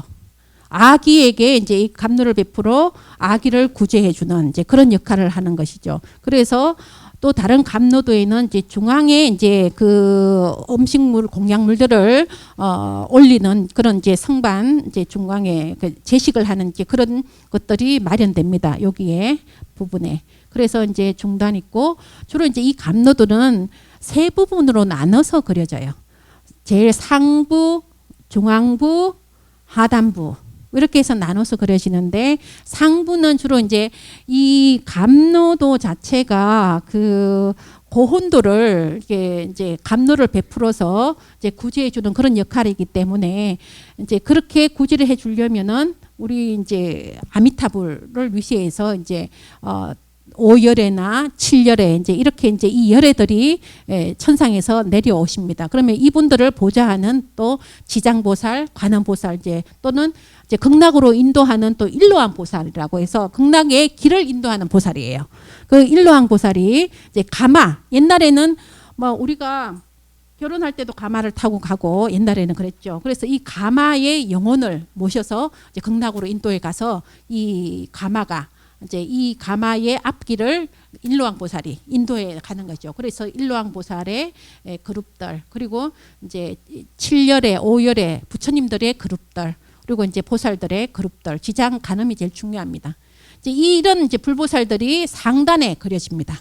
그리고 이제 중단에는 이제 제를 진행하는 그런 이제 제의식 테이블들하고 공약물들이 쭉 차려지고, 거기 이제 아귀가 있고, 이 제의식에 참여했는 여러 사람들, 다양한 각계각층의 사람들이 그림이 그려집니다. 그리고 이 하단부에는 뭐가 그려지나, 일반 민생들의, 일반 백성들의 사는 모습들이 그려지고, 또 그 사이사이에는 죽음 이후의 그 모습들이 그려집니다. 그러니까 죽음의 장면들은 굉장히 많죠. 뭐 높은 데서 떨어져 죽는 장면, 옛날에는 또 우물에 빠져 죽는 장면, 산속에 가서 도적을 만나서 죽는 거, 그리고 또 산속에서 맹수한테 물려서 죽는 장면들, 또는 전쟁이 일어나서 죽는 장면들이 여기에 가득 그려집니다. 그리고 일반인들이 또 사는 모습들도 같이 그려져요. 그런데 그런 장면들의 이름들이 다 명찰들이 붙어 있어요. 그래서 이 장면이 무엇을 담은 그림인가를 또 여기다가 표현해 놨고, 또는 남사당패라고 알죠? 사당패들이 놀이하는 장면들도 그려지기도 합니다. 그런 장면들이 다 그려져서 어떤 생로병사의 모습들, 죽음 이후의 모습들, 산자들의 모습들이 다 그려지는 그런 장면들로, 이 부분은 민속적인 어떤 하나의 주제로서 다양한 쪽으로도 연구되기도 합니다. 그래서 굉장히 재미있는, 그리고 이 감노도가 18세기 그려졌나 19세기 그려졌느냐에 따라서 그 시대의 복식들이 또 여기에 그려지기도 합니다. 그 시대의 백성들이 나오니까 입었는 옷들이 그렇게 표현되기도 하죠. 뭐 이런 것들, 이런 장면들이 있어 여러 장면들에서 이 감로도는 굉장히 재미있는 그리고 어떤 그 스토리가 있는 그런 이제 불화라고 할 수가 있습니다. 이 감로도도 이제 주로 이제 17세기, 18세기까지 거의 그려졌죠. 주로 이제 제의식이 많이 치러지던 시기 때, 수륙제, 영산제가 많이 치러지는 그런 시기 때 이 감로도가 같이 그려졌습니다. 그래서 이 감로도를 걸고 이제 의식을 해서 천도를 또 하고 이제 이런 용도로도 사용이 되었죠. 예. 그래서 이 그림 감로도가 은혜사 본말사 중에서는 백흥암에 유일하게 남아 있고 1792년도 작품이에요. 그리고 다른 감로도와 다르게 이게 아기를 중앙에 크게 묘사한 것이 이 감로도의 또 특징이라고 할 수 있습니다. 아기는 목이 너무 가늘어서 음식을 삼킬 수가 없는 그런 고통에 빠져 있죠. 그런 이제 아기를 감로를 주어서 이제 구제해 주는 이제 그런 역할들을 하죠. 자, 이제 이거는 이제 감로도 중에서 그 병련대반이라고 이제 여기 가마에다가 영혼을 망자를 모셔서 이제 극락으로 인도해지는 이제 그런 장면을 크게 묘사한 것입니다. 이제 이런 감로도 요게 이제 은혜사 백흥암 거고요. 요거는 이제 팔공산 동화사. 요거는 연대가 떨어지죠. 색채에서 많이 차이가 나죠. 1896년도. 그래서 동화사 이제 종각에다가 걸고 이제 의식을 진행했던 것 같습니다. 그래서 요런 불화죠. 네. 장면들을 조금 크게 보면 일왕보살 이제 영혼을 망자를 싣고 가는 그 가마를 인도하고 극락으로 가는 길을 인도하는 일왕보살은 큰 깃발 같은 것을 손에 들고 앞길을 여는 분입니다. 그리고 또 한편에서는 지장보살과 관세음보살. 지장보살은 명부세계에 아주 제일 중요한 분이잖아요. 그 망자를 지옥에 있는 중생까지 다 구제하고 본인의 스스로의 어떤 깨달음을 얻겠다라고 소원하신 분입니다. 그래서 돌아가신 명부세계에서는 이분이 제일 중요합니다. 그리고 관세음보살은 또 왜 있냐? 관세음보살은 아미타 부처님의 자보처로서 극락으로 인도할 때 연꽃 위에다가 망자를 올려서 가는 그런 역할을 합니다. 그래서 관세음보살은 굉장히 또 그 극락세계로 가는데 중요한 분이기도 합니다. 그리고 이제 중앙에 아귀의 모습, 그리고 여기 남사당패의 연희 장면들, 이런 장면들이 많이 그려집니다. 조선 후기 때 이제 남사당패의 굉장히 중요한 또 사찰이 있잖아요. 청룡사, 안성 청룡사. 거기가 이제 사당패들이 주로 거주했던 그런 사찰이죠. 예, 그래서 이런 연희 장면들도 이런 연희 장면들을 통해서 또 민속학에서는 연구를 하고 이 시대를 복원하고 이제 그렇게 하는 것 같습니다.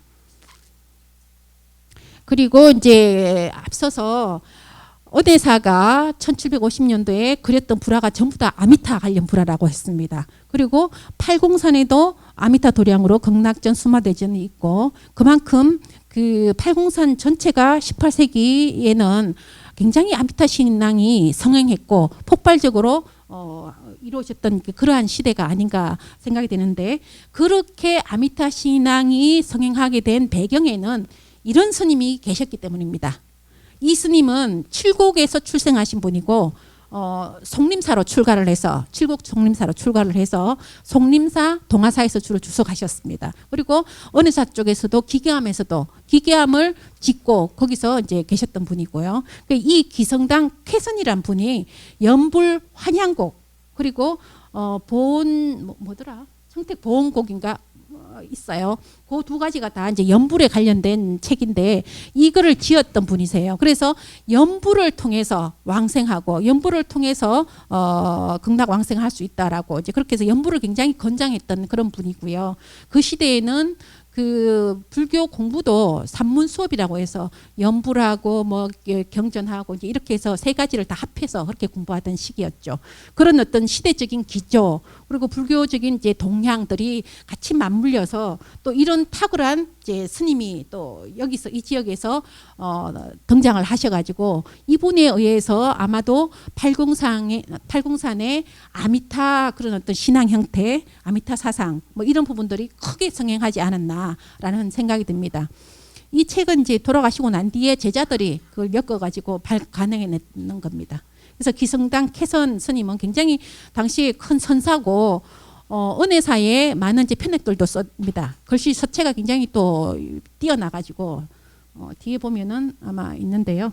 보시다시피 칠곡 송림사 입산을 해서 파괴사의 건칠 관음 보살상도 복장을 할 때 정명 이게 경전 의궤에 있는 거에 맞춰서 잘 되었다라고 이제 감수를 해주시는 분이에요.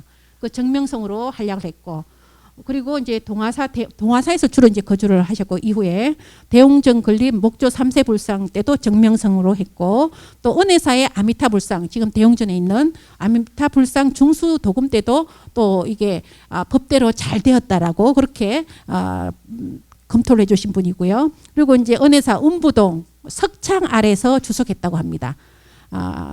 또 그리고 이제 동화사 사적기 서문도 작성했고, 또 동화사에서 간행된 대방강불 하원경의 서문도 작성했습니다. 아주 이제 그 문장도 뛰어났던 그런 분인 것 같고요.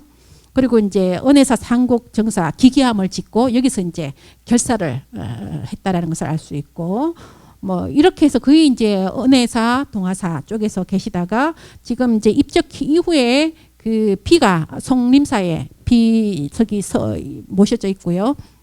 그리고 부도도 동화사에 있습니다. 그리고 삼장보살도까지 조성해서 정명성으로 했고, 이렇게 이제 당시에 굉장히 선사로서 그리고 글씨 서체도 굉장히 뛰어난 그러한 이제 분이었던 것 같습니다.